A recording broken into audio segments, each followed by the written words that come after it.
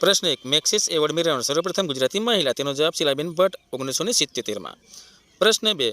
ગુજરાતમાં સર્વપ્રથમ દવાના કારખાનાની શરૂઆત. તેનો જવાબ છે 1905 એલેમ્બિક વડોદરાની અંદર. પ્રશ્ન 3. ગુજરાતમાં અનાથાશ્રમની શરૂઆત કરનાર સર્વપ્રથમ ગુજરાતી. તેનો જવાબ છે મહિપતરામ રૂપરામ અને તેનો 1802. પ્રશ્ન 4. ગુજરાતમાં કોલેજ કક્ષાનું શિક્ષણની શરૂઆત. તો તેનો જવાબ છે 1860. પ્રશ્ન 5. ગુજરાત યુનિવર્સિટીના સર્વપ્રથમ વાઇસ ચાન્સેલર. તો તેનો જવાબ છે હર્ષિત દિવેટિયા.